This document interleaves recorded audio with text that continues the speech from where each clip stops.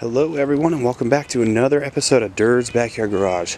I am walking back to the garage right now to awaken the beast that sleeps within it, also known as the 71 Chevy Corvette. And I'm not going to talk anymore. Without further ado, let's start this thing up.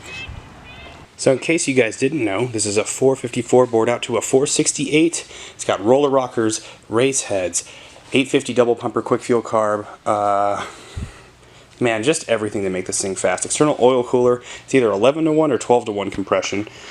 So let's go ahead and start this guy up, man. This thing is awesome. We're going to take it around the block for you as well so you can see just how fast it is.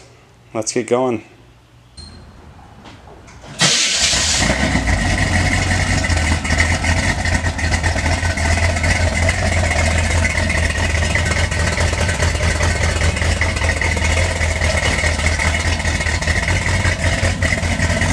Feel the air. I'm standing about 7 feet back. You can feel the air from the pipes all the way back here, like someone has a fan blowing on you.